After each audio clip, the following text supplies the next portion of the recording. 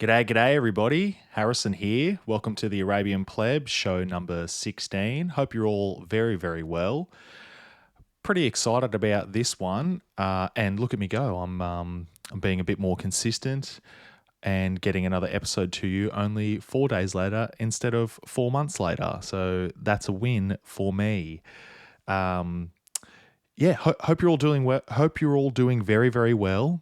And I'll just get straight into it because otherwise I'll just ramble too much. But I want to get into this generational run, as as he would put it, that Nick Fuentes is on right now. He's doing a lot of really big podcasts.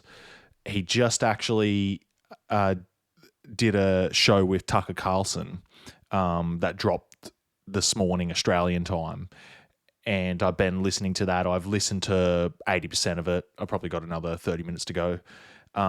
Super fascinating conversation. Everyone go check that out. Oh, and before I start, please like the video.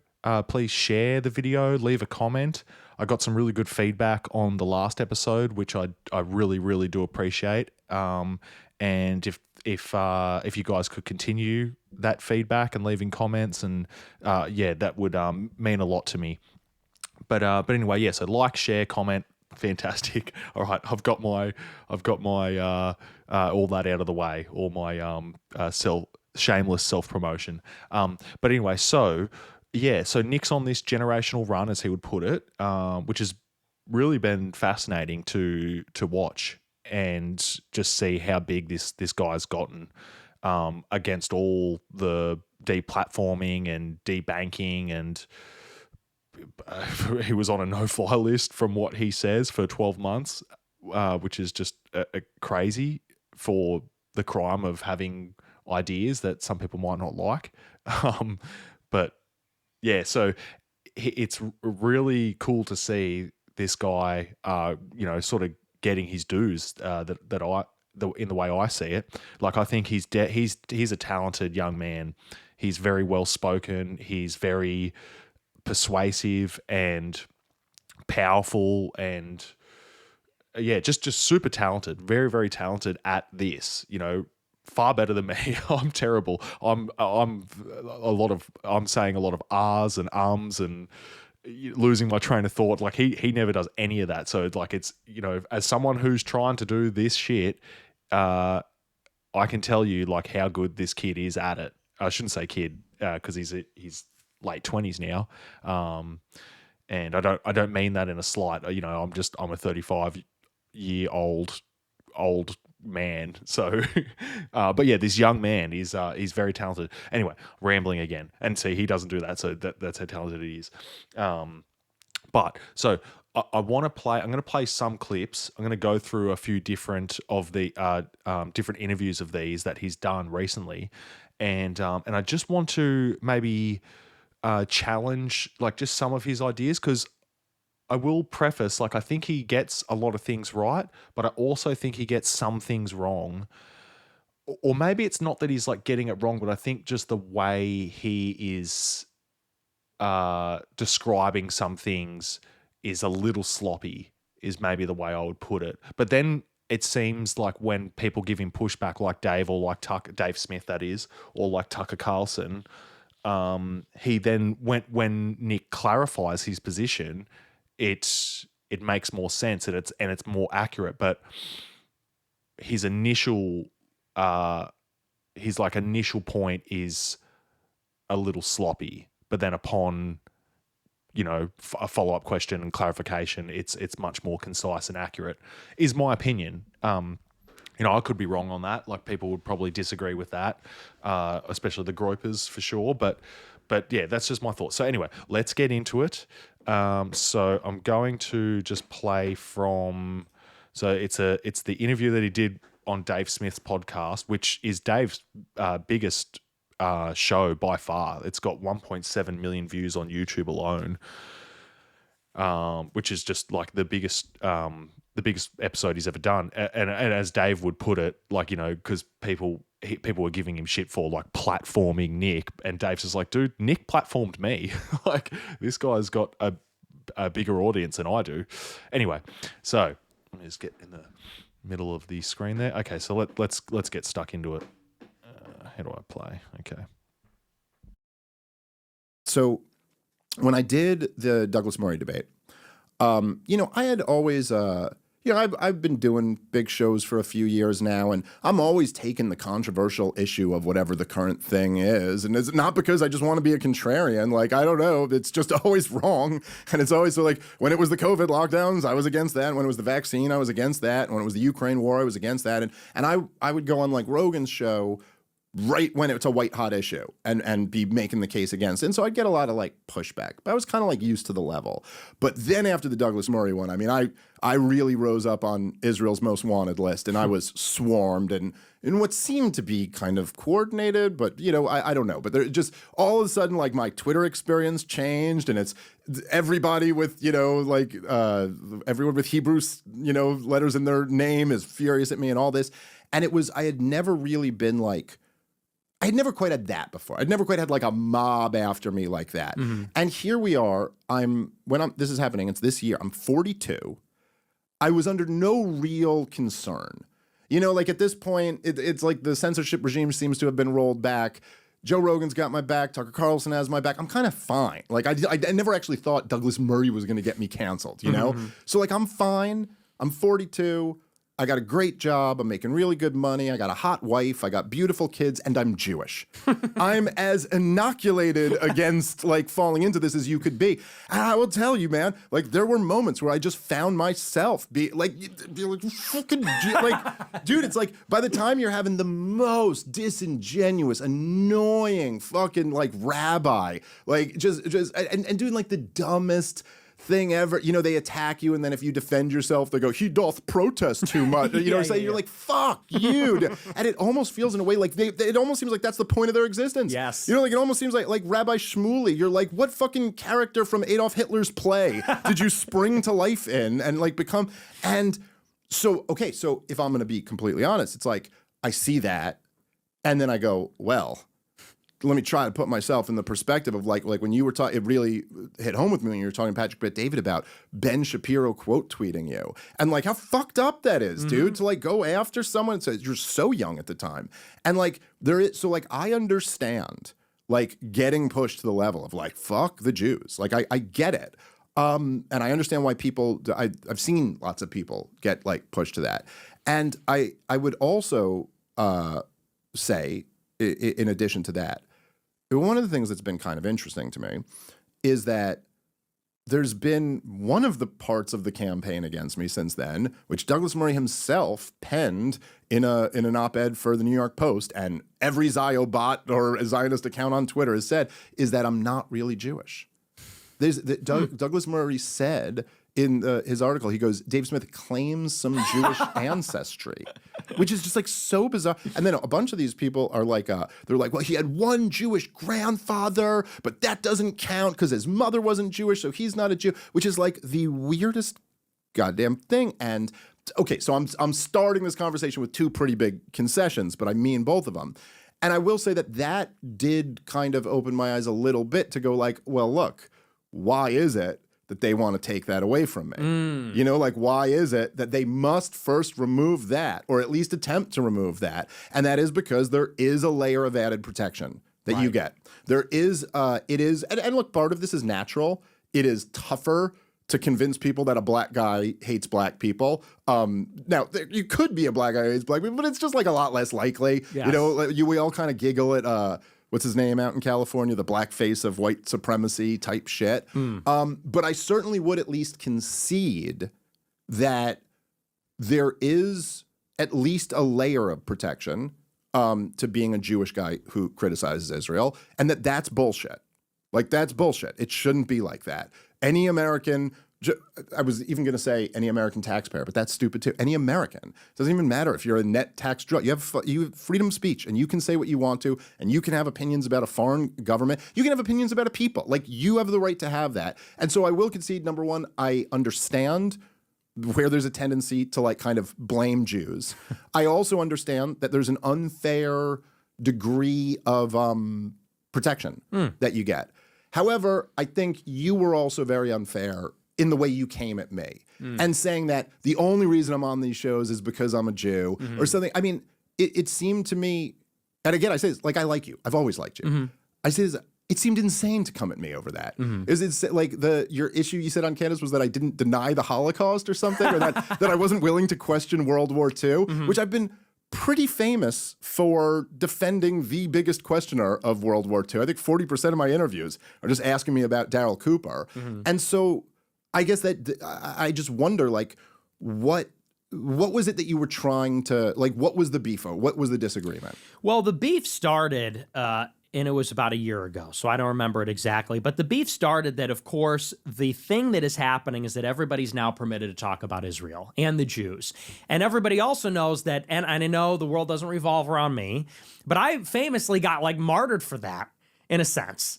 And I'm not being dramatic. I mean, I lost PayPal, YouTube. I mean, they made it so that I could not have a career, and I couldn't make money, couldn't have a bank account, was part of that. On some level. I mean, that had a lot to do with January 6th, but I mean, being banned from PayPal is a pretty big deal, you know, and the rest of them, Venmo, like I can't get reimbursed if I buy a friend dinner or something like that. And got blacklisted from all the circles, CPAC, all the shows, Republican Party, whatever. And I recognize that it's not only my criticism of Israel, but the way that I do it. But of course, that's at the center of it, is that in principle, I'm against Jewish power, influence, the Israel lobby, etc. And I guess the biggest anxiety or insecurity about this, which I've talked about on my show, and we talked about a little bit earlier too, is this idea that now they're going to step in to kind of mediate this conversation. And in other words, they're going to try and draw a big red line that keeps me on the other side of it. And not just me. I would describe it, I'll give you a concession because I think you're being fair and you're being honest and I'm being honest. There's a big insecurity. And by insecurity, I don't mean like I'm not the prettiest girl at the ball. I mean insecurity in the sense of there is this mass awakening. This is a moment where we can really get these issues into the conversation, and someone like myself is in the Overton window, let's say. And not just that I can have a career, but my ideas can really take off. And the biggest concern when this was happening, and what it appeared to me to look like, is that you and a few other more elevated Israel critics were going to kind of slam the door shut behind. They were going to kind of bring you in. And the reason they would bring you in is because you're Jewish, and that's part of it. Who was bringing me in, you think? Like you were on Joe Rogan. But I was on Rogan long before October 7th. But to talk about this. Yeah, but I was always talking about this shit on Rogan. I mean, like, look, I mean, I may have not been as focused on it because, you know, this became the thing to be focused on. But all the stuff that I'm talking about and how involved Israel was, I was talking about, you know, before that. Like, Joe's a friend of mine. He's been having me on since 2016. I don't think he had me on because I was Jewish. No, not that he brought you on like, hey, I need to invite a Jewish person, but it's like, let's be honest, you did the whole circuit. You did Tucker, Candace, Piers. I think you were on Tim Pool. Oh, Joe. Yeah. These are all shows I was banned from. And what was, you got to look at it from my perspective, maybe to see my state of mind. Sure.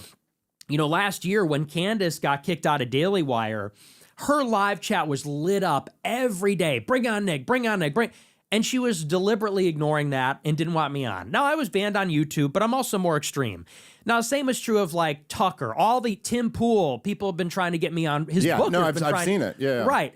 And so, and why am I not allowed on? Of course, it's my view that I was canceled for this issue. And so to see you go onto the show, you know, and people say it's jealousy. Maybe there's a little resentment there too, but it was a bigger concern that as a Jewish person, and also, by the way, not just that you're Jewish, but as a libertarian, you come at it from a different place. You're a non-interventionist, a Ron Paul guy. And I even have this disagreement with Tucker on some level too. So it's not just you. My big worry is that, is the conversation going to stop at, we need to end all these wars and like the neocons are the problem? Because my critique goes further. And it says that it actually does have to do with Jewish identity. Jewish identity is so powerful and so potent. Jews refuse to assimilate. They're so powerful. They're so tribalistic. They're loyal to each other. Not all of them, but a lot of them. And that is actually where the Israel loyalty proceeds from. It's this anxiety.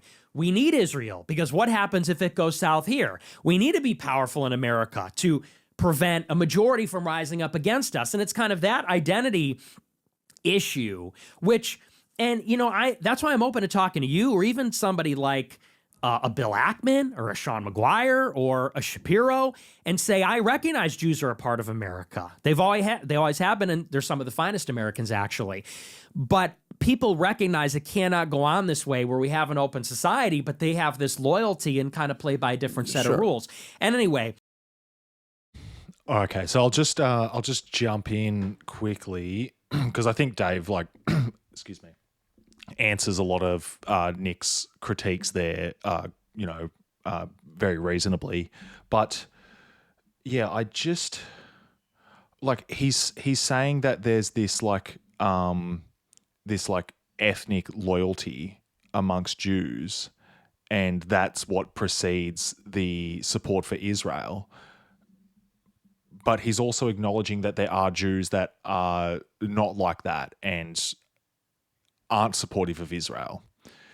I don't think he's making a good point here. I think he's right about that. The Jews that do support Israel is because of the diaspora, this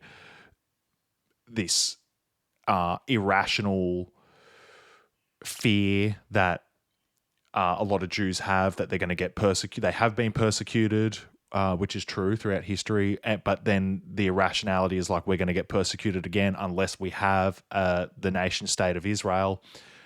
Yeah, he's right about the Jews that have that point of view. But then what about the Jews that don't have that point of view, that are against the state of Israel and against Zionism in general? But I repeat myself. But yeah, so yeah, I think he's a little sloppy with what he's saying. I think he's right about concerns about Jewish power in America and how a lot of these Jewish billionaires, the majority of these Jewish billionaires have this dual loyalty or just a loyalty that well out they're more loyal to Israel than they are to America. That's objectively true. Larry Ellison, what is it? The Palantir guys, can't remember their names. There's a bunch of them, right? Miriam Adelson. There's these Jewish billionaires that love Israel more than America. That's definitely true. I just don't think that applies to a lot of other Jews, especially the Jews that are in solidarity with the Free Palestine movement and feel however you feel about the Free Palestine movement. Yes, most of it is leftists, but not all of them, and in amongst those protests, I've seen videos and photos of it. There are Orthodox Jews that are wearing Palestinian flags and carrying Free Palestine signs and talking about Zionism is antithetical to Judaism as a religion. So I just don't think you can avoid that. You can't just ignore that. And I'm not I don't think Nick necessarily is. He does then throw caveats in where he does mention stuff like that, but I think that his initial way of how he sort of phrases some of these critiques is somewhat sloppy, and it's only upon a bit of pushback that then he clarifies and is less sloppy, in my opinion. Let's continue on and hear what Dave has to say. So my concern is that what it looked like to me is you're being brought onto the shows and they know maybe that you'll never go that far as a Jewish person, or maybe Oh yeah, so and him saying Dave only gets brought on these shows because he's Jewish, and because they want to control the conversation in that way. But anyone who's been listening to Dave for a longer period of time, at least a couple of years, say anyone who's been listening to Dave prior to October, 7th of October 2023, will know that he has been a fierce critic of Israel well before then. Ever since I've been listening to Dave, he's been a critic of Israel and against pretty well against the state of Israel. I think he will admit that like it was only after listening to Daryl Cooper's long form history podcast, Fear and Loathing in Jerusalem, I think it's called. I think it's called that. Fear and Loathing in the New Jerusalem, something like that. Where it's a 30-hour, well produced history podcast on the history of Zionism, and it starts in the late 1800s.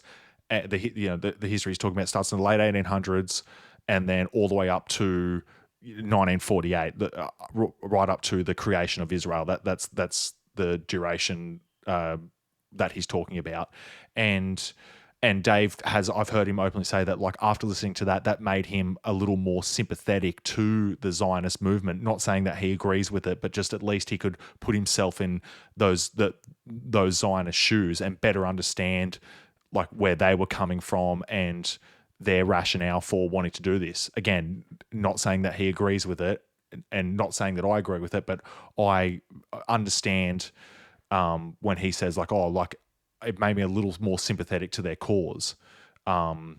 Just after listening to Daryl's podcast series, because if you go and listen to that, like Daryl's very good at like forcing you to have empathy and to put yourself in people's shoes, and he does that. He's doing that right now with his new World War II series that he's just started, just put out the first episode. If you go to YouTube, I think it's called The German War Germany's War. And he demands that you put yourself in the German shoes, and the first episode he's just talking about World War One, because anyone who looks into this knows that you can't really tell the story of World War Two without talking about World War One, because that really led to World War Two with the Treaty of Versailles and all that stuff, right? So yeah, like Nick's criticizing Dave for saying that the only reason why Dave gets on these shows is because he's Jewish is just not true at all. And anyone who's been listening to Dave for a long period of time would know that. Let's go back. Even as libertarian, and a big red line was being drawn and saying, but you are still an anti-Semite, you are still banned on YouTube, you are banned on the shows, fuck you, you're all the way over here. And that's why I like you and I respect you and I think you're brilliant, and I didn't mean to attack you as a guy, although maybe I crossed the line here and there, but you did become a very central, and you recognize an influential figure in this big conversation. And I looked at you maybe as like, whether you intended to or not, as a mediating force or a mitigating force in the conversation. That's where I came at it from. Okay, so Okay, sorry to cut you off there, Dave, but I will let Dave, I will let you guys hear Dave's response. And anyone who like has a critique of me, sort of clipping this up and only showing portion of the conversation, go listen to the whole podcast. It is phenomenal. It's a 3-hour plus podcast, Dave and Nick, and it's just great. It's really, really good. But what was I going to say? Oh yeah. So Nick's saying like he sees him as a mitigating force in the conversation because Dave's being brought on to debate the topic of Israel and America's support for Israel, and Dave's a Jew, so it's like a Jew versus a Jew. It's a debate of over Israel, and the pro-Israel person is a Jew and the anti-Israel person is a Jew. That's essentially like Nick's critique. I would just say that like I don't believe, because this is the thing, Dave never leads with I'm a Jew. He's never like starting a conversation with, well, as a Jew, blah blah blah blah. He never does that. So like I just don't. I think Nick's wrong here. I think what the reason why Dave gets brought onto all these shows is because he's got great arguments. His arguments are just superior. He's a good debater. He's and he sticks to the points. He sticks to the argument. He's never he never, if you like, I just know this because I've just been watching him for so long now that like he's never attacking people personally, or he's never. Well, I mean, not never. Like he would, like if someone comes at him and attacks him personally, then he's like, okay, the gloves are off. Like I'm going to attack, But Dave's always wanting to talk about the issues, and he's like, what he's always getting at is what's your argument, and he's just wanting to have that debate over the arguments. So. Yeah, I just think Nick's wrong there because, like, go listen to any of his Joe Rogan, go listen to any of Dave's Joe Rogan appearances, go listen to any time he's on any of these big platforms, whatever, Tim Pool, Candace, Tucker. It's always about the issues. And he's always wanting to be very specific about the issues. He's never generalizing, or very rarely generalizing, and he's anytime he's like talking about a policy, he's wanting to talk about who's responsible for the policy, who supported the policy, who are these specific people who are the reason that this policy was implemented, things like that. But anyway, let's hear what Dave has to say here. Okay, so a couple things on that, because there's a lot there that's very interesting. So first of all, and I just tell you some information on this, right? So with Rogan, like we're good friends. I've also been on the show a bunch of times. There, about half the time I've been on, he asks me to come on. About the other half, I ask to come on. I asked to come on the first time to talk about Israel. The last time I'd been on, it was all about Ukraine and all about, like whatever else the story of the day was. Mm-hmm. And he had a couple pro-Israel guys on, and I was just like, hey, Joe, can I come on and like break this shit down? Because I like know a lot about this. So I think it'll be an interesting fact. And he had me, and then, so it's just, with Rogan, it's just not true that there was any, with Tucker, me and Tucker became friends from, he reached out to me, got my number from Greg Gutfeld, I believe. And he reached out to me after I had been on and did a thing breaking down the war in Ukraine. And he goes, dude, I think this is the best concise breakdown of the war in Ukraine ever. And then we just started texting regularly. And he never had me on the Fox News show, but as soon as he was off, he wanted to talk. But again, if you go back and look at the Tucker thing, at least back then, like, because this was earlier in the, in the conflict, whatever you want to call it, I was the one who was bringing it up constantly. Mm-hmm. Like, he was dancing a little bit. Like, I think he was still at the thing like, I don't know if I want to go this close to the sun on this one. Whereas I was like, no, we are driving right to the sun, and that's where we're going. Candace, I mean, like, again, we're getting into like what's in people's heads. Mm. She had me on Daily Wire, which, listen, whatever beef I will never stop being grateful to Candace Owens for just having me on at the Daily Wire. I just know that made Ben Shapiro so furious, and I love that so much. I think she did that partially for that reason. But she also, at least what she said was she loved my Ukraine breakdown and wanted to talk more about that. And I think also part of that was, and I'm pretty sure this is right, but I just think she was hearing a lot of this stuff for the first time from me. Like she had just broken with Israel. And I think she had Norman Finkelstein on, but he had broken down like, the conflict with the Palestinians and the UN resolutions and stuff like that. But I was the one telling her about the clean break strategy and all this. And it was like new information to her, I believe. And so she was into that. And as far as like the other shows, Tim Pool, all the, like, I don't actually think it's correct that I was being brought on because I was Jewish. These were all relationships I had. I think I just wouldn't shut up about this issue. And honest, I don't think Tim Pool's trying to bring me on to talk about this, although not that he wouldn't. Right. But also, I would just say personally, which is, again, not the most important thing, but I understand you saying there's a lot of people that closed the door on you, but I'm not that guy. Mm-hmm. I'm the guy who had you on right after you got kicked off YouTube. And right. I also think like I was, anyway, that was certainly not what I was going to do. Now, as far as the other stuff, which is a more interesting, broader conversation, I guess the counter to this would be that, as we were saying before with the racial, racial hatred and things like that, it's like The other way to look at it is that, yes, I am criticizing Israel. I am criticizing the Israeli lobby, and I am criticizing the most, what I see as the most relevant faction of that, which was the neoconservatives. And I'm also very critical of the people supporting what Israel's doing. But you are correct in the sense that I'm not saying it's the Jews, which does certainly seem to be, you know, like, I mean, racialism is like catnip, man. Like, it's like you saw it during wokeism and you see it during this iteration. I mean, people love going into that. But if I'm being completely honest, like, I don't think that's healthy for society. I don't wish to cross that line. And let me say it like this, because I apologize if I'm rambling long. No. I'll let you speak uninterrupted. I talk long too. So yeah, absolutely. we're both long-winded. But so, all right. So Alex Jones, mutual friend of ours, or you might be more friendly with him. I did a show once. He was very good to me, which I appreciated. And I don't bring this up to bash Alex Jones at all. I'm just making a point. I keep saying that, but I'm bashing people. Anyway, whatever. I guess I kind of am.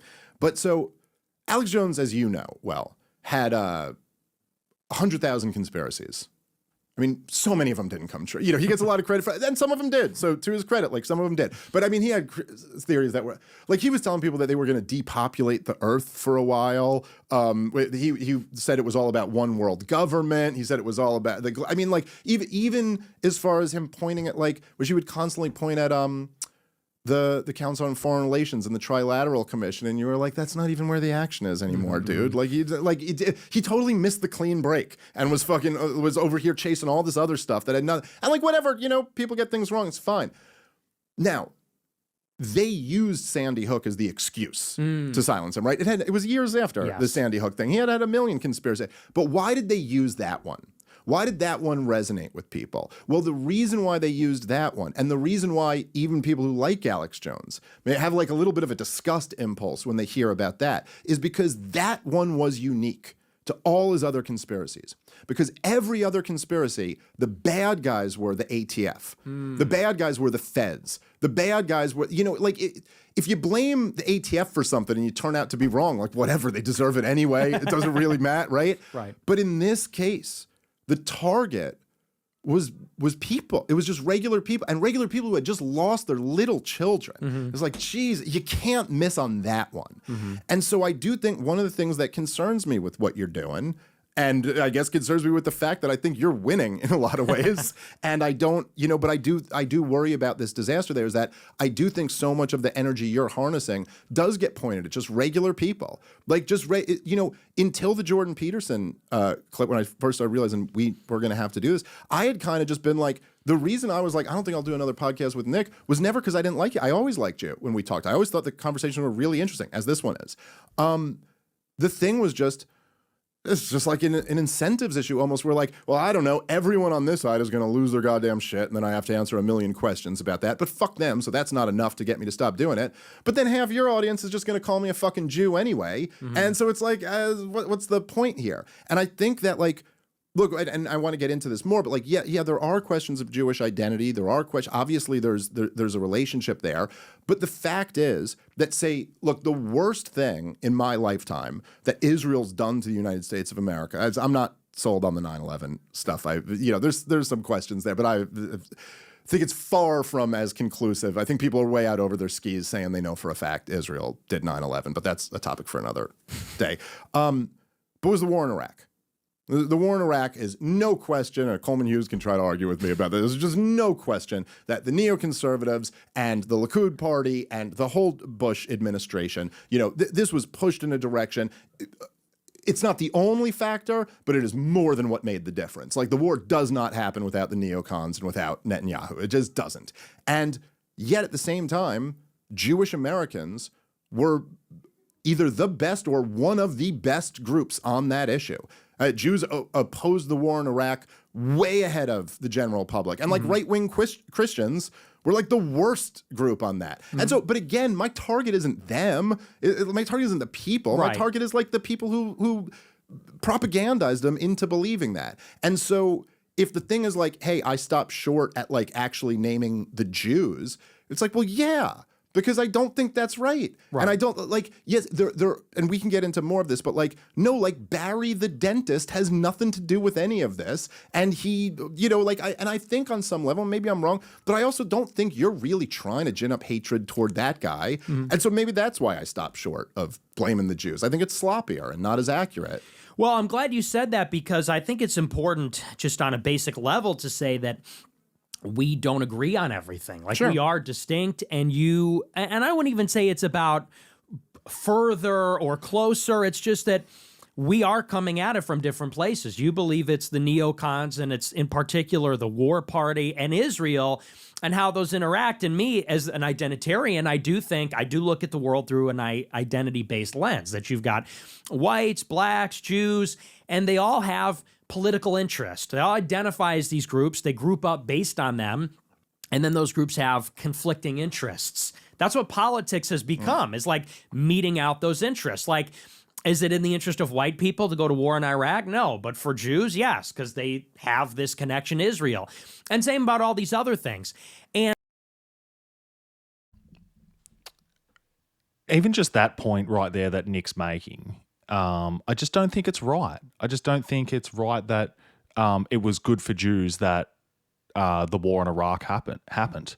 It was good for Netanyahu, and like it was good for like all the people that Dave's talking about, but not Jews, not like Jews as a whole. Because it's like, what do you mean by that? Like, I think that's sort of like Dave's point is what do you mean by the Jews? Like, are you talking about the Orthodox Jews that are protesting with all the people in support of Gaza? Because if you are, that's stupid. Because they're against all that stuff. They're against the war in Iraq, and they're against Israel's interests and America supporting Israel. So I just think I try to give everyone the benefit of the doubt, and I do give Nick the benefit of the doubt because I do think he is right about a lot of stuff. But I just think he, you know, as Dave said, like he just gets sloppy. He isn't being accurate when he says that the people who are, you know, that however he phrased it, like the people who win when America goes to war in Iraq is the Jews. It just makes no sense. And, you know, a lot of people that supported the war in Iraq were Christian Zionists. Millions of them supported the war in Iraq. So what does that say about Christianity? I don't think it says anything about Christianity. I think that it says that what it speaks to is certain people who identify as Christian, millions of them, aren't really Christian, are they? If they're going to support a mass slaughter of a group of people in a foreign country that had nothing to do with the thing that you're accusing them of. You're not really Christian now, are you, if you support that? But let's get back to Nick. Sorry for interrupting him. And I got to say, like, I do like Nick, you know, for anyone out there who doesn't think that that's the case, I do like Nick. I just think he gets some stuff wrong, and he'd be better off to correct some of those things, in my opinion. And so, you know, even getting back to our beef, yeah, we could quibble about, you know, I don't think there's some conspiracy. I don't think they got together and said, let's invite Dave because, you know, he's going to like maintain censorship and Jewish control. Like, I don't believe that. But I do believe that you clearly take the more moderate position, or even I would say the more liberal position. As a libertarian, you're like a lowercase L liberal in the sense that you think that it's, like you said, it's not Jews in themselves or Jewish identity in itself. It is particular people in power, in particularly the state, that are doing these violent policies, whereas me, it is maybe a more radical rejection of liberalism. And I think that, you know, maybe... Sorry, I gotta say here, because actually, and I'll try and find the clip from Nick's interview with Tucker Carlson where they sort of get into this here, where Nick's accusing Dave and people who think like Dave as liberals because they care about individual rights. Tucker Tucker makes the point that like that's not just a liberal view, that's a Christian view. Like that's the way God judges us as individuals, and the message that Jesus Christ was propagating. So I think he's wrong there. I think he's wrong that it's a liberal. I mean, he's not wrong. Like it is a liberal worldview, but it's not. So maybe I shouldn't say he's wrong, but I should say, and also it's a Christian view. You know, and I mean, like when he says liberal, let me just call. When Nick says liberal, like I think like Nick is a smart guy and he's obviously smart enough to like know the history of liberalism, going back 100 odd years or maybe more. But like this is kind of like the problem with like words is what do you excuse me. Oh, really burping a lot. What do you mean by that? What do you mean by the word liberal? Because like I understand what he means because I've read a lot of the literature and like some of like how they would be categorized today, the classical liberals, they were virtually what we would describe as a libertarian today, right? That's classical liberalism. But if to just say like liberal in today's context in the way that we mean like the meaning behind the word liberal in 2025 is like Hillary Clinton and John Kerry and Chuck Schumer, like these Nancy Pelosi, these are like the supposed liberals of 2025. So I think that like just to clarify, maybe this is just my like fucking autism coming through, but when Nick's like calling Dave a liberal or Tucker a liberal, I think what he means, because I think he's well read, that he's meaning classical liberalism, which is the idea of like self-ownership, individual rights, that sort of stuff, and property rights, private property. So but like again, like it's not just liberal. It's not just like being a liberal. It's like being a Christian, And I know Dave's a Jew, but Dave's married to a Catholic woman and has 2 kids. And he's said on his podcast that the way he's raising his kids is teaching them both Christianity and Judaism. Both Christian values and Jewish values, which some people might say that they're in conflict, but I think there's a way of doing it where it's not in conflict. And also, that's not to say that it's a Judeo-Christian thing, because I think that's just like made up bullshit. Judeo-Christianity is fucking retarded and an oxymoron. But yeah, so like I think Dave is very sympathetic to Christianity and Jesus's teachings. And I would argue that like the way the things that Dave is promoting are very Christian, in my opinion. And I think he's very sympathetic and understanding and fair to Christianity. Let's get back into it. Maybe you're informed by your Jewish identity, or you're just ideologically believe that. It is a more moderate position, and they platform that because that's the version they want. That's the version that is safer for a Tim Pool or whoever. That's the version that the system is maybe comfortable with. That's what they might be willing to accept. And they don't want to take it to the place of the Jews for the reason, maybe. Sorry, just when he says like, oh, that's the version that like a Tim Pool would want. I mean, like go listen to some of Dave's interviews on Tim Pool. Like Tim's like, doesn't agree with Dave on many of his positions, and yeah, like there was one where they really got into like the Osama bin Laden's letter to America, where I don't know if you guys remember, but on TikTok it like went super viral. There was all these young liberals or whatever progressives on TikTok reading Osama bin Laden's letter to America and going, oh wow, he's making all these great points and whatever else.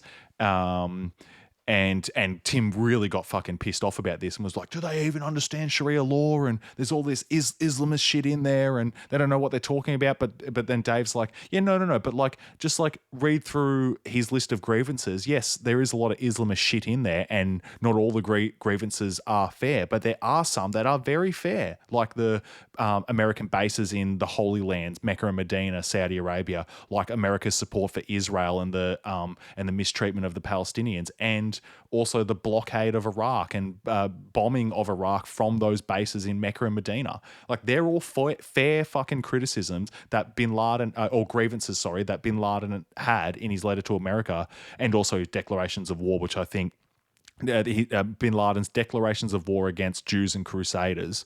There's two of them, I think, in 96 and 98. That is like, I wish like the progressives were like caught onto that, and that's what went super viral, because I think that is like more important than his letter to America. But anyway, the point being that like Tim was like really fucking not having what Dave and Clint Russell, give a shout out to Clint Russell, Liberty Lockdown podcast, go check that guy out. But yeah, they were both on there, and Tim's like, it's getting fucking heated, like go check that one out. So yeah, I just think Nick's wrong there too, unfortunately, for the good reason you described. And by the way, I'll give you another concession because I want to be objective. There are people that are legitimately hating Jews right now. Yeah, there are. I saw in Florida, they're pulling up on Jews with like water pistols and spraying them with water. And I got on my show and I said, fuck that. Yeah, I said, and I appreciate that. Yeah, because I don't believe in that. I'm not a piece of shit. If I saw Ben Shapiro on the street, I saw him on the street and I said, hey man, why did you do a speech? You didn't say my name. I didn't run up and try and fight him. Yeah. And I don't believe in attacking. They made it out like you did. Yeah, right. Like I attacked his kids or something. Yeah. Human shields, right? But he picked up his kid when he walked across the street. It's like, okay, bro. but I don't believe in picking on random people. I'm not a cruel or hateful guy. And you do see that. And that video bothered me in particular because if people start to think it's okay to do that, the ADL isn't necessarily wrong about the idea that it is slippery slope. You pull up on somebody with a water pistol. Okay, what if it's a paintball gun next time? Is that really okay? That people are going to be harassed and like shot at with a airsoft gun or a paintball gun? No, that's bullshit. And that's denying basic dignity, basic rights. That's not Christian. That's not American.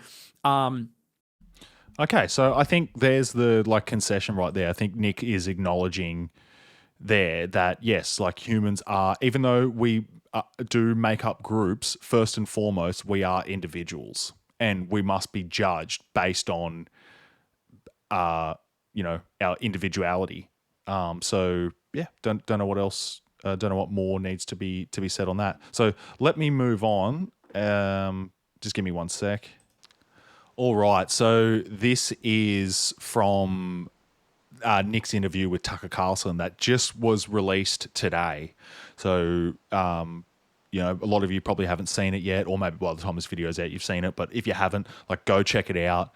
It's really, really good, really fascinating conversation that's happening. So I'm just going to play just a part of it, obviously, and part that's like relevant to everything that we've been discussing today, where I think Nick is a little sloppy in his critique of like the Jews, broadly speaking. So let's just get stuck into it. What I do think is bad, just objectively bad and destructive, is the all Jews are guilty or all anybody is guilty of anything, because that's just like not true. And we don't believe that as Christians. My hero in life is Paul, because you call him Saint Paul, Saul of Tarsus, a Pharisee, and meets Jesus and becomes this just incredible man, incredibly brave, smart, loving, like everything you want to be as a man, he was. Jew. Yeah. So like, and God did that to him. So it's like, you can't I think that's and I don't think it's like mushy liberal bullshit, which I hate. Mhm. And I hate all the language that you're describing. I get why it offends you because it's code for I don't really believe what I'm saying. Right. I have a PhD in the subject, so I know. But I also think there's like a true, not just principle, but like spiritual reality that we have to defend, which is God created every person as an individual, not as a group. No woman gave birth to a community.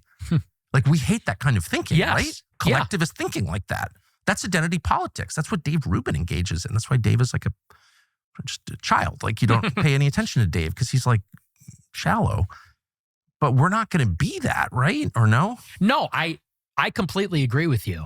And, and not to be that guy and say that thing, but like my best friend is a Jewish person, but here's my substantive disagreement because as a Catholic, I could not agree more with you. Yes. In what you're saying. I love all people, even the ones that don't like us. We have to love them all. And we have to recognize that we're required to. Yes. And especially Aquinas says the Jews are a witness people. And so they actually have special protections under the law, according to Catholic philosophy. But I guess my substantive disagreement, which I've said on the show also, is the idea that neoconservatism and Israel has nothing to do with Jewishness, Jewish identity, the Jewish religion, because clearly the state of Israel and the neocons are deeply motivated by that ethnic identity, and their allegiance to Israel proceeds from that. The plan of Greater Israel, the blood and soil nationalism of Israel, it stems from this ethno-religion, which is Judaism. Well, this is, So I just got to say, like when he's talking about like the neocons, the neoconservatives, they're a very specific group of people. Like, who was I'll have to try and find the quote, but like who said this? But it was basically like if you, what was it? It's basically something like to the effect of like, if I took all the people that are within a 5-mile radius of Washington D.C. and this is during like the George W. Bush years, so 2001, 2, 3, 4. I think in that period, during his first term, if I took all the people within the 5-mile radius of this building, and exiled them all to like a fucking desert island somewhere, the Iraq War would not have happened. And like true card-carrying neoconservatives, there's probably less than 100 of them. It was a very small minority group of people. Again, like not all of them were Jews. Zalmay Khalilzad, a Muslim, and there were a bunch of Christians in there too, self-identified Christians. Like that's a specific group of individuals. It's so like even when he's sort of like giving pushback about, Jewish identity does play a large role in this whole Israel issue. But then like the examples that he gives are like very specific. It's a very specific minority of individuals that are responsible for this. So yeah, is what it is. Just BLM, the new version. This is identity politics. They're engaging in identity politics. I mean, that's just so obvious to me. But the problem in your response, I get what you're saying, but the problem in your response is it does not apply to every individual. No, and I would never say that. Okay. Well, I just think it's important to say that, not to kind of like dodge the accusations against you. My best friends are Jewish. Like, okay, I agree. Embarrassing, even though it's probably true, and it's true in my case, actually. But whatever. But because just that principle that we're all judged as individuals by what we do, that our faith, the decisions that we make, the way we live our lives, and God will judge every one of us in that way, and that's how we're supposed to judge. Like, I think that's true. Yeah, and I totally agree.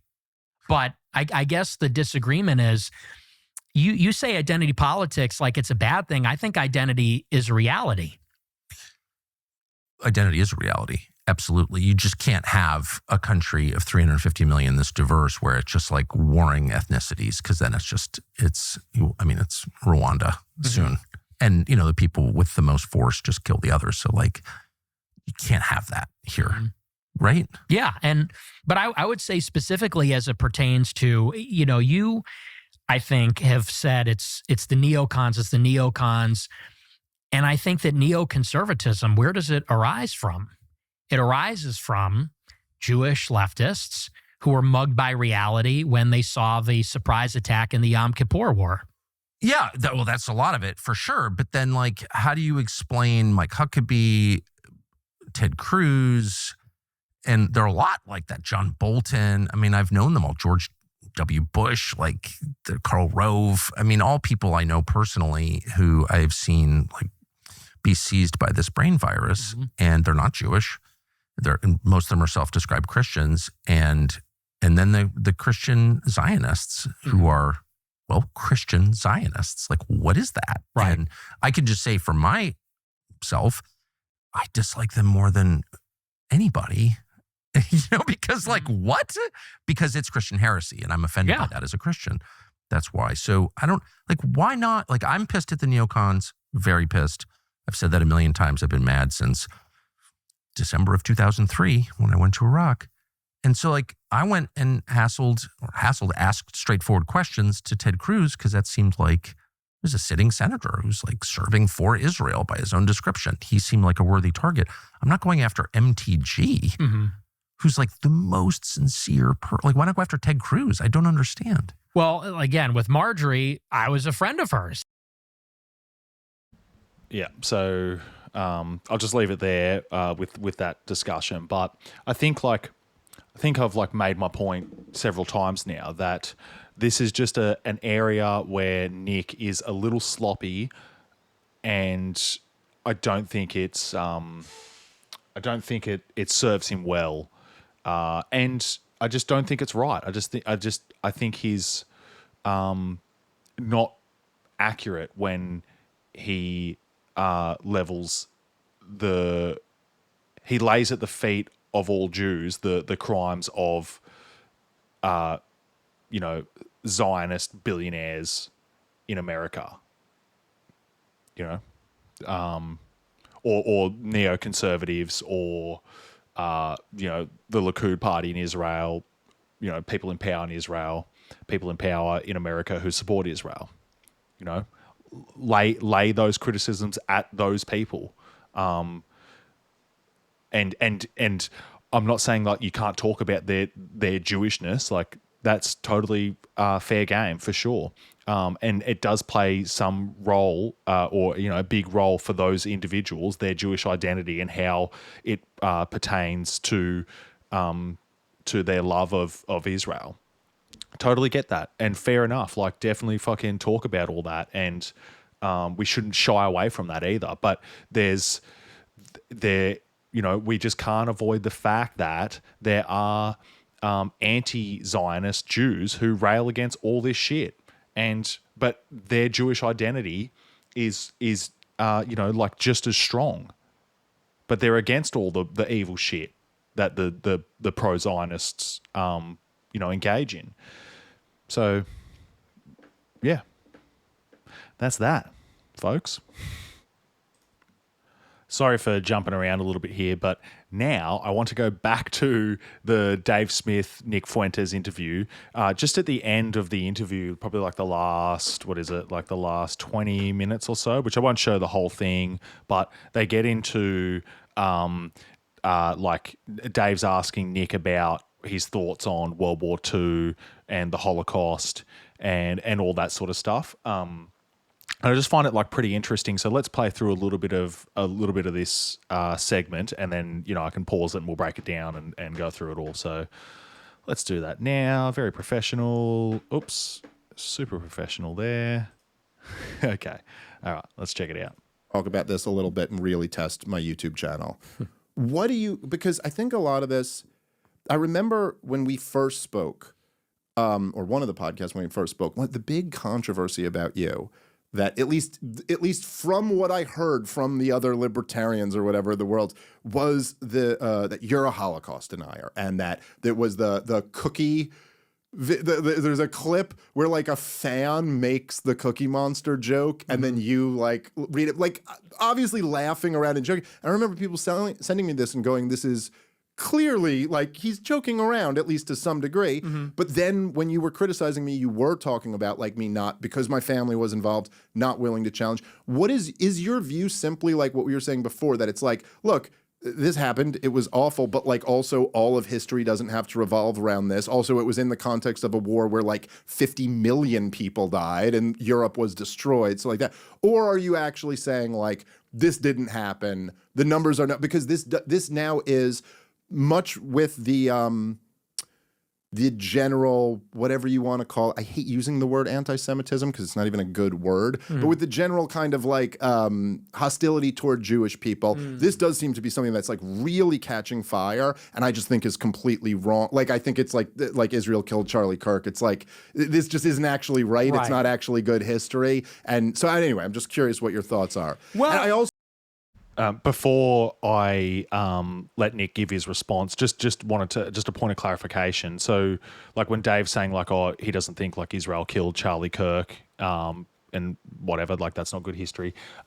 This was recorded, but this podcast was of Dave and Nick was recorded before Candace Owens proved that the group chat that Charlie Kirk was in with 7 other people, 2 of which included Charlie Kirk's right-hand man, which I can't remember his name, but he's like now the kind of like this with I think Erica Kirk, like the spokesman for TPUSA, and Josh Hammer. So she confirmed that those 2, Josh Hammer and Charlie's right-hand man, were in the group chat, and that Charlie, and the screenshot that she proved was legit is Charlie saying that he's I'm paraphrasing, but it was something to the effect of he's going to have to abandon the pro-Israel position. And how this was proved to be legit was Charlie Kirk's right-hand man, which I'm fucking forgetting his name. Okay, I gotta go. Let me.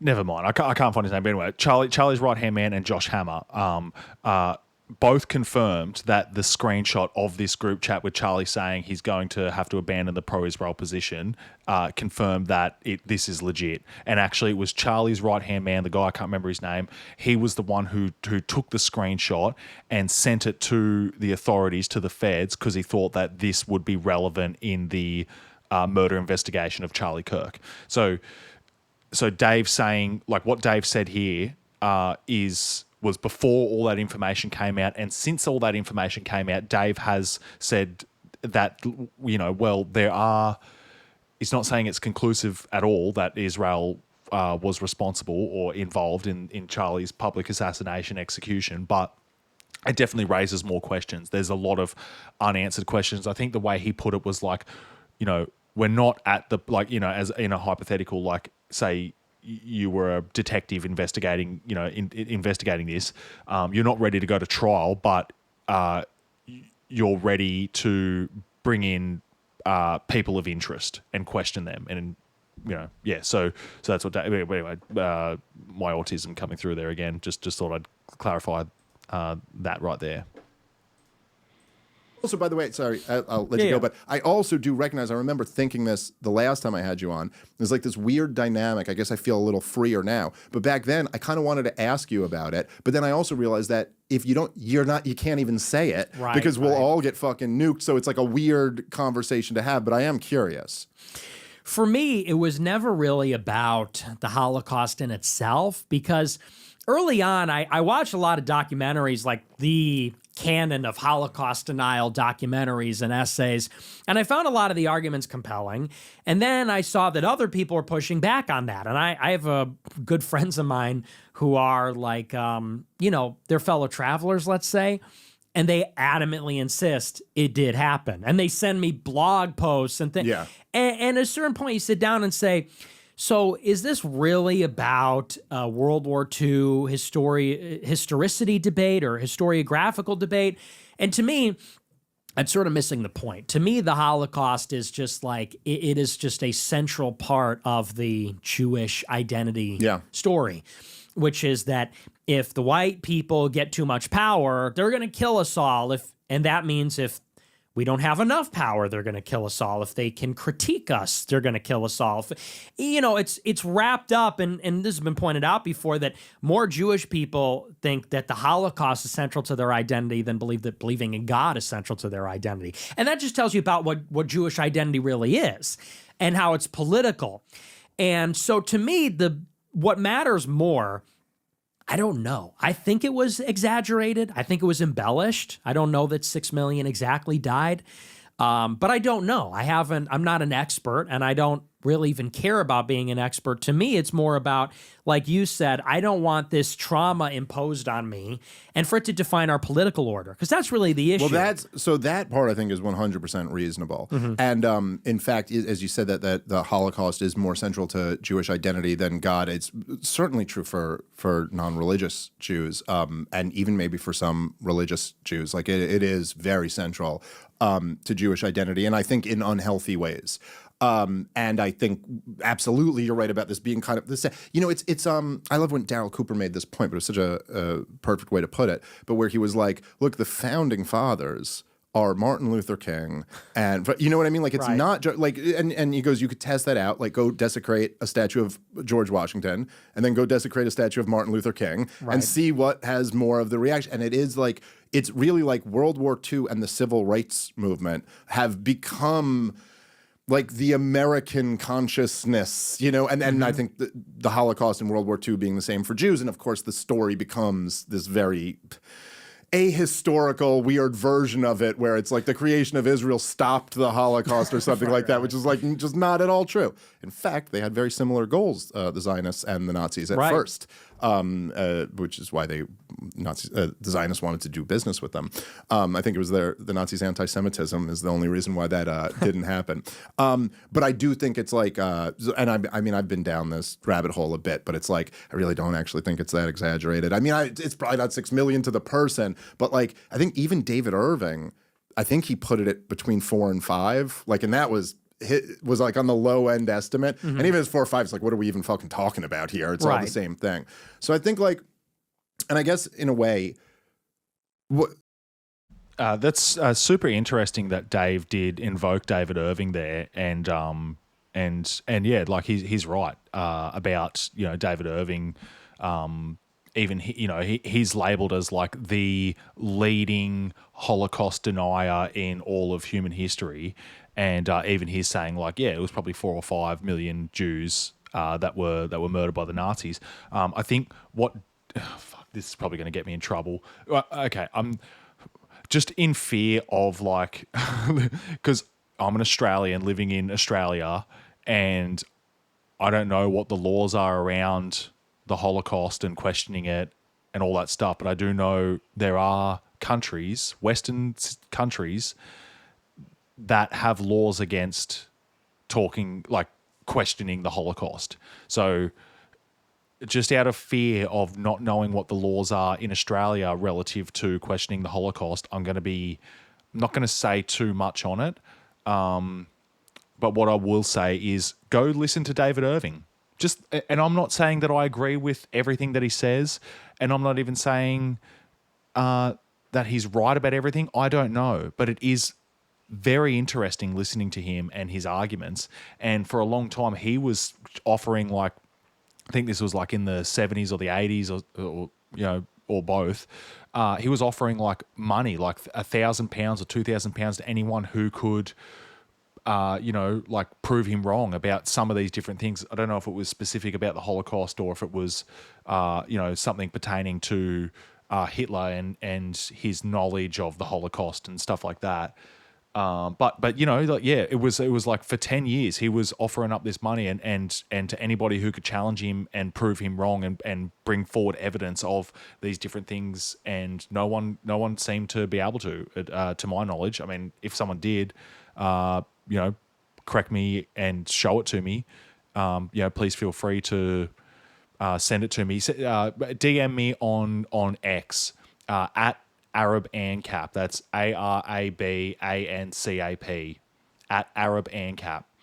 I'd definitely be curious. But yeah, so and yeah, again, just go watch some of David Irving's speeches and read his books. I haven't read his books. I'm going to order them on Amazon. I sort of just started checking out his stuff. I've heard him, be invoked and name dropped many, many times. So I thought, and then something just popped up. I think just something popped up in my algorithm, like on my recommended videos on YouTube. So I checked it out yesterday. I was listening to a bit of David Irving, and yeah, it's just like really fascinating. Like the way that people talk about this guy, like his critics, the way they talk about him is how evil he is and how much of a Nazi sympathizer he is, and you conjure up this image in your mind that he's like this like fucking monster of a human being, and his rhetoric must be awful and so hateful. And then you like listen to his speech and you're like, he's not at all any of that at all. Go listen to it for yourself. So go check out David Irving and listen to some of his speeches and his arguments. It is interesting to say the least. Let's go back to, let's see if there's any more of this to listen to, and then I might wrap it up. Because we've gone for a while now, so we could wrap up unless there's anything that you wanted to bring up. But I will say I appreciate that. I think, and this isn't, I'm not even saying like, because I'm sure the part of the problem with this stuff, right, is that, at least from my perspective, is that when you're Jewish, if you, there is this kind of, not amongst you, I don't think, but I think maybe some of your fans, not all of them, where there's this kind of heads you lose, tails I win type thing where it's like, okay, so like if there's a Jew who's for Israel, they go, well, of course, that's all the Jews. Right, and then if there's a Jew who's against Israel, it's like, well, they always control both sides of the, you know what I mean? So it's like, no matter what you do, you're like kind of in this position where you're like, well, there's nothing I could say here other than, yes, you should hate Jews. And then they'll be like, okay, finally a good one or whatever. But I do think that like we said before, we're all kind of like figuring out this new world. We're all kind of like dealing with our newfound relevance. You're also, like, how old are you? 27. 27. So you're kind of like, you're approaching your late 20s, and where it's at. And I do really appreciate you kind of like I really appreciated on Patrick Bet David when you said like, that you're like, I'm not a racialist, I'm a Christian. And that it's like, and that not that you might have some racialist views, but like that being a Christian is first and foremost like the most important part of your identity. I would just really encourage that. I think like that's what we need. I really think that's like, I told you when we spoke on the phone when we first. So there you have it. Jewish Dave Smith is applauding Nick for leading with Christianity and saying like that's what's needed. More people leading with Christianity, and Nick himself lead with Christianity. That's the answer. That's what's needed. That's beautiful. And for anyone who's like wants to criticize Dave for being a Jew and therefore his loyalty is to the Jews, well, what do you say to that? That he's like congratulating Nick and saying that's the right move, lead with Christianity, that's what's needed. What do you say to that? Super serious. What do you say to that? First plan this. And I told you the video that I saw of you was like a clip that was going super viral, which you, I think, were touching on earlier today, where you were just like, where you were talking about how like a Christian just can't support killing people like this. And you were, and you even said, you were like, look, I don't want them living here, but like that we also can't support killing them over there. And I just thought there was something really powerful about that. It's like kind of, because it's a paradigm shattering thing where someone would look at this and go like, wait, but I've been led to believe this is like the most horrible person, and he's the one who cares about this. And I kind of think, like, I would just hope that that's in, you know what I mean? Like that you continue kind of to push that and all that stuff. I'll say I really, really appreciate you coming out and traveling for this. I know it took us.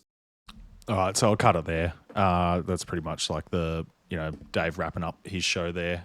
But I find all this stuff fascinating, and obviously, and yeah, I just think I think Nick's a force to be reckoned with. He's blowing up majorly. and he's got a lot of great points and great arguments, and it's in the minority. It's like he's just got like a couple of arguments, particularly the ones where he's like has this collectivism, and yeah, he's just wrong on that. He's just wrong on it. No one's like, not no one, but like, I'm not saying that individuals don't make up groups. Like, I've been chatting with someone who's really close to me, and we've been having a bit of a back and forth over the phone and through voice messages. I won't mention him by name, but love him to death, and his heart's in the right place, and just out of respect for his privacy and all that sort of stuff. Like, unless hey, open invitation, brother. You know who I'm talking to. Like, if you want to come on and have a chat, like, I'd love to do something publicly. But if not, we can just continue our private conversation, and I won't. I'm not going to say who you are publicly without your blessing. So yeah, but anyway, yeah. So we've been having a bit of back and forth about this stuff, and but individuals make up groups, yes, absolutely, but we are individuals first and foremost. I think Tucker made a great point there that like God judges us as individuals, and that's what he wants us to do. And I that really resonates with me. I think that's 100% true. There's just no getting away from the fact that we are individuals first and foremost, and yes, we make up groups. That's undeniable. And we have like a shared, with particular groups, like we have like shared characteristics and identity, and then there's stereotypes, and that stuff's funny as fuck, and that's related to people being in groups in different ways. But yeah, first and foremost, we're individuals, and that's not just a fucking liberal mindset, as Nick would like to say, and some of his followers would like to repeat. Yes, that is partly true, but it's also a Christian mindset. It's also someone who believes in God. That's their mindset. That's our mindset, I should say. So, yeah, there's just no avoiding it. We are individuals, and like justice is like on an individual basis. Rights are like individual rights, like that stem from property rights. The fact that you own yourself, and then everything flows from there. That's why like human beings can't be property, is because like you can't own another human being because you own yourself. And like the rights come from property rights, but it stems from self-ownership, kind of repeating myself. But anyway, so just don't think there's any avoiding that. There's just not. Like, you just can't get away from the individual reality of human beings. There we go. Okay, so hope you guys enjoyed it. Please like the video. Please share the video. Leave a comment. Love to get your feedback. Follow me on X at ArabAncap, ARABANCAP. On X, ArabAncap. Send me a DM if you've got any clips that you want to show me, or if you want to, if you want to give me some pushback or anything like that. Like, please send me DMs on X, and I'll respond. All right. Thanks, everybody. Peace out. Hope you have a lovely day, and catch you next time. Catch ya.